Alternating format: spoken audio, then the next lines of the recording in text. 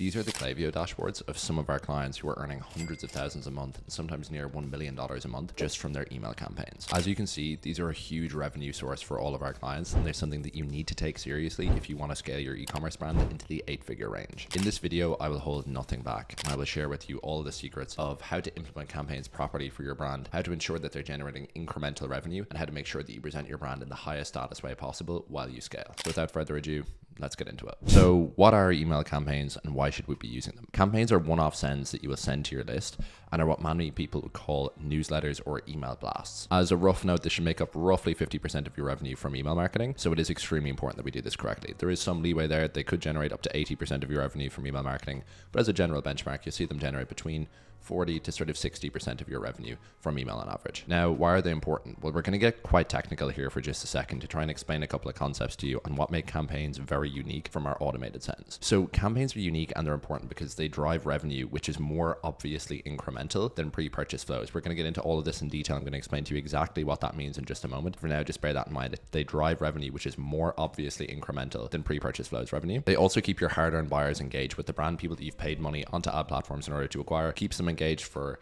a far lower cost and enables us to continue remarketing to them over time until they're ready to make their next purchase. And finally, it builds the brand and builds the status of the brand in the customer's mind. So let's go into these one by one. Depending on how long you've been in the e-com game, incrementality or incremental revenue is a term you may or may not have come across before, but it's a super important one to bear in mind, especially as you scale up into the kind of revenue range that a lot of our clients will be seeing past the sort of 5 million a year range. This sort of discussion becomes quite important in terms of understanding where your sales are actually coming from. So simply put, incrementality is asking, had we not sent or published this email or this ad or this text, this post, this marketing communication, had we not sent this to the customer, would these purchases have happened or not? So did it actually lead to extra revenue or not? That's the question of incrementality. So what happens in e-com, especially as you scale, because you're going to have a number of platforms and you're also going to be spending quite a lot on different platforms. You're going to be sending far more emails. You're going to be spending a lot more on Meta. You're going to be spending a lot more on Google and other platforms. It becomes quite difficult down the track to understand where your sales are coming from exactly. So let's say we take the example of a welcome series. It is definitely the most important flow in your account. For example, it is very difficult to tell sometimes whether or not the welcome series or your Facebook ads drove the first sale. They work together and it's a blurry line. Do we go from last touch? Do we go from first touch? Do we know where any of the touches happened? Do we know what actually got them to convert? We actually don't know fully quite a lot of the time. So what happens is that sometimes both platforms can take credit for the sale, or one could wrongly take credit for the sale and the other not. Especially for our bigger clients, this is a question we ask quite often. We talk about incrementality within their email marketing quite a lot when we get into the more advanced stuff that we only share with our clients. But for now, this is all you need to know. Especially since iOS 14 and iOS 15, we're not going to get 100% clear data on all of our sales, but post-purchase emails and campaign emails are far more obviously incremental than other marketing communication that we send customers. It's far more obvious that those drove extra sales that wouldn't have happened otherwise. So in a nutshell, with campaigns, far more so than a lot of your pre-purchase emails, you can near definitely say, had I not sent that campaign, these sales would not have happened. So when we see metrics like these for our clients, I get excited because it's more definitely additional revenue. So here, when you use some of these campaign sends generating 5 figures %, for a lot of our clients, we're averaging over 5 figures % and we're sending quite a lot of campaigns for them. You know that that's extra revenue actually being added to the brand. That's a lot more profitable revenue than a lot of the revenue that would be coming from, let's say, Facebook or TikTok or other advertising platforms. So this background is important because everything is important within an email account, but campaigns are probably a better signal of profitability and of health within the brand from that kind of repeat purchase perspective, where we're going to have higher margin on those purchases. With our clients, like I said, they spend a lot. It's very important that they get this part of the account nailed so they can actually spend more on the front end and know that overall the sort of net profit of the brand is just staying nice and healthy. So to illustrate this point, on Meta, on TikTok, on Google, if you got a 2.5x return on your ads, you're spending around 40% of that revenue just on the ad cost, which is certainly a huge amount. Inherently, that eats into your net profit by 40%. So with email and SMS, the costs are far less. You pay your software bill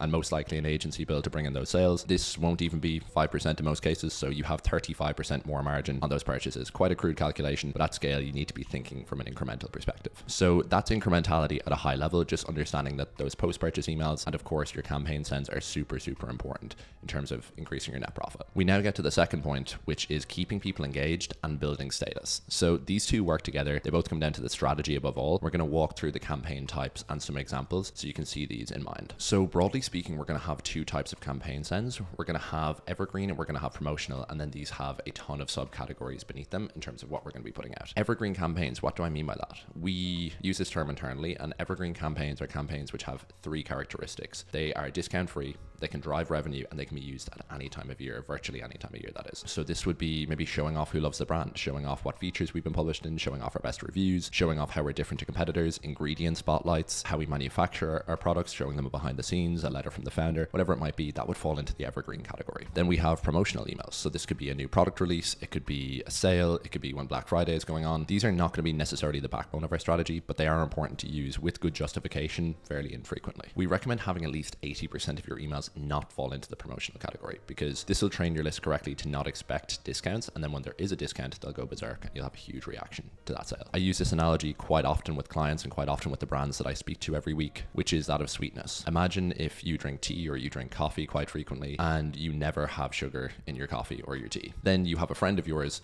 who has 3 teaspoons of sugar inside their coffee or their tea every single day, and they're just used to that sweetness. If you were to drink their tea or coffee, you would not be accustomed to the sweetness, and you would probably have almost a violent reaction to it if you weren't used to that. Whereas if they were to drink yours, it would just be so bitter and they would have almost no reaction to it because they're used to that sweetness. You want your list to be like tea or coffee drinkers that don't have sugar, because then when they do have a little bit of that sweetness, they'll go berserk for it, and it tastes quite novel, it's something new. Whereas for people who are accustomed to sweetness, you need to go bigger and bigger and bigger in order to get the same sort of feeling. So we don't want to be in that discount brand kind of corner of things where we need to go above and beyond all the time and slash our margins just to get any sort of purchases out of our list. We also spoke about status here, and constant discounts do reduce brand perception in the customer's mind. I'm not saying never give offers, it's just have good justification for doing so. Black Friday is great justification. A clearance sale for your old line of products, let's say, is a good justification. If you have some sort of branded period of the year where you do a big sale and it's something that your customers, like, and it's only done very infrequently, that could be good justification, but we don't want to be doing them for no justification, little or no justification anyway. We don't want to be doing that. So with the background given, we'll now move on to some evergreen ideas. We have a full resource below, campaign calendar with tons of emails for you to work from and kind of different categories, and an example of how to build that out as well. So stay tuned for that. You can see here new arrival showcases. That would be a good evergreen campaign. How-to guides and tutorials, customer success stories, trend insights, product comparisons, so us versus our competitors, exclusive access, if someone's a VIP on your list, behind the scenes,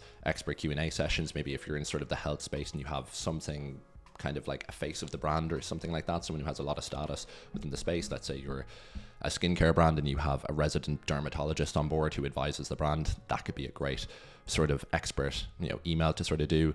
Lifestyle content, let's say if you're in the fashion space, you can kind of just show off different seasonal looks or show off, how your customers are currently styling products if they tag you on Instagram and that sort of a thing. And then interactive content and polls. So you can get, product suggestions from people, you can get feedback from people. This is also really good for your sender reputation if people are responding to your emails. So these are all some really good. So when it comes to building a calendar, this can be as simple or as complex as you want it to be. Our internal calendars look a bit more complex. That's due to managing email and SMS for a lot of big brands. If you're just running things yourself or for your brand, you can use a simple calendar like the one I'm going to share with you here. You could also use a spreadsheet if you're that way inclined, but if you have a good project management software, it's good to just have everything under the one roof so you know everything that's going on with your brand at the one time. So this is an example calendar that I have made for Q3. We will be coming into Q3 quite shortly at the time of this recording, so that's why I have it here, but this is quite evergreen. You can use this for different times of year, but this is just sort of to help people with avoiding a slow summer here. So as we can see here, we have evergreen campaigns, we have sales campaigns, product releases, we have educational campaigns, we have seasonal campaigns, and then just sort of miscellaneous ideas, but most of these would really fall under the evergreen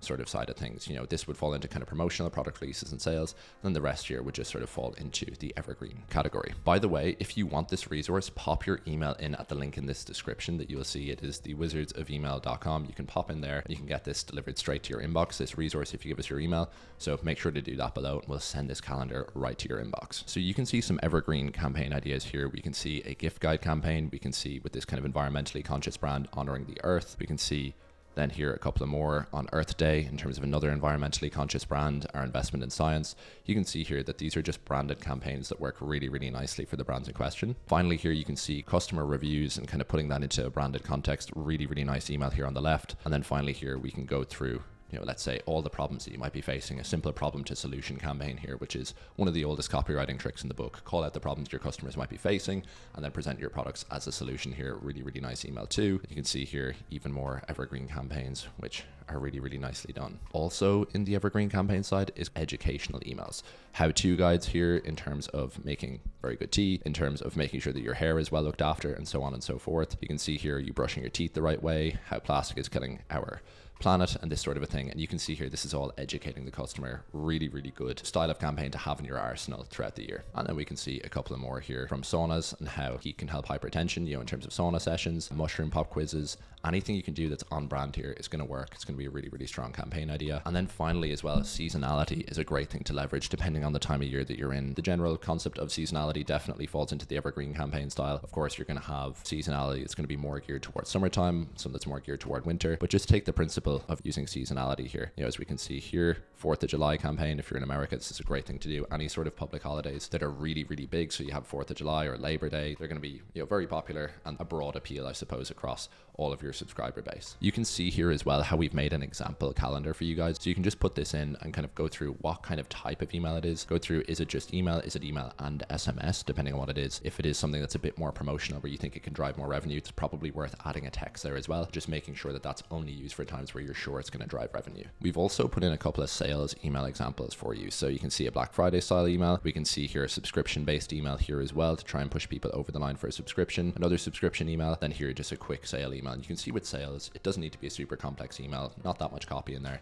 Keep it nice, short and to the point. People will appreciate that and you'll get a great reaction off of these. And finally here, you're noticing that trend again. Sales emails, super, super simple for you to actually implement. The next thing I want to talk to you about is who to send these campaigns to and how frequently to send campaigns, as that's often something that people struggle with. I have the core segments that you want to be hitting listed out here as follows. These are just a couple of segments here below with the definitions listed out so you can see how you should actually be creating these. And you're going to be manipulating your sends depending on the data that you're seeing, and that's going to tell you a lot about volume as well. What we're looking for to know if we have good deliverability and also if we can increase sending over time are the following metrics. We want to be seeing that we have 40% plus open rates, 0.6% plus click-through rates, and less than 0.2% unsubscribe rates. If we're seeing these and we're also still seeing good revenue, we can go a little bit more gradually and up that volume a little bit. If you're currently sending 4 campaigns per month, try and push that up to around 6 per month. You're still seeing all of these metrics here really strong and you're seeing that revenue is strong. Try pushing that up to 8 and see can we drive out more of that incremental revenue like we were talking about. If you're not seeing these metrics, then we go back to segmentation here and we try to manipulate that. We're looking to get these metrics roughly on this segment here, this 180-day engaged segment. If we're not getting that, what we want to do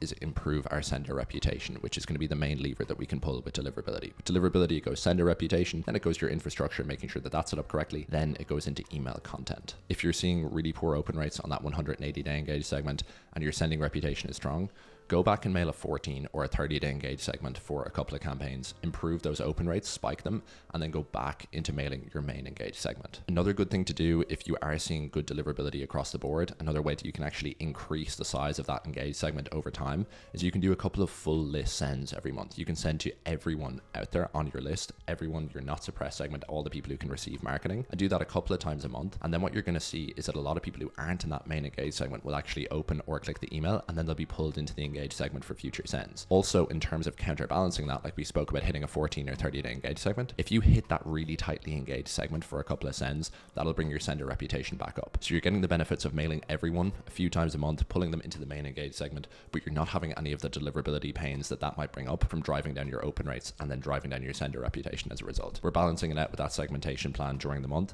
So we're hitting our very engaged people, we're hitting, our normal big engaged segment, and we're hitting that full list a couple of times a month. So we're bringing up the size of that main engaged segment over time while not harming our deliverability with the sort of spread that we're doing across those segments, if that makes sense. We then get to testing, which is a super popular topic, and it's the one I wanted to bring you through here today. Within your campaigns, you want to always test something every send in order to gain some valuable insights about your list. The main things we like to test first are as follows. So send times, go from big differences to smaller differences. Let's say you're looking to find the optimal send time for your campaigns. You don't want to test 5 p.m. versus 6 p.m. right away because the difference there isn't that great. It's going to be a lot of sends before you're actually able to get statistical significance on that sort of spread. So what you'd actually want to do is test maybe 9 a.m. versus 5 p.m. Huge difference there, a big 8-hour difference. So at the beginning of the workday and at the end of the workday sort of a thing, then you might see that, let's say 5 p.m. works, and then you're going to bring that gap from that 9 a.m. maybe up to 12 and just sort of go from there. And you'll find your equilibrium within your sends over time of when is the optimal time to send. You could even go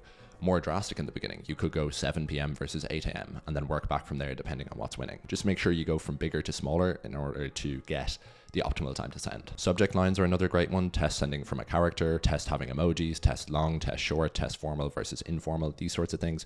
Very good test to do. You can also test hero images to see what kind of styles are getting people to click.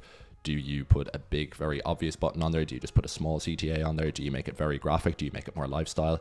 Test that out and see what's more engaging for people, because that is the part of the email that everyone will definitely see. And then also within the email content, go from a heavy design type to a more text-based type, and just see, are your list readers or scanners? What are they actually responding to over time? Every list is different. Some people really do read their emails. Some people kind of scan their emails. So if people are readers, more text-based is going to help. If people are more scanners, more design-based is going to help you a lot more there. On the topic of testing, I may as well talk about the flows here a little bit. Good things to test, as well as all the things above here, are timing between emails in your flows, and then the offers within emails in your flows to see what people respond to the best. Do you get more aggressive over time? Do you just switch the offer over time as the flows elongate? That sort of a thing. Those are good tests to do. You can see here a quick test for one of our clients here where we're starting to test, kind of smaller and smaller gaps here. We kind of had a hunch that this would be around the midday time would kind of be best for this client. We're still testing this out right now. As you can see, this isn't, a huge gap in terms of the difference, but you can see you always want to test something. We like to test something every single campaign. For here, testing send time, really, really good thing to do in terms of your campaigns. One of the highest points of leverage, really, in terms of figuring out how to drive more revenue from your campaigns over time. And there we have it. That's how you run campaigns for your e-commerce brand.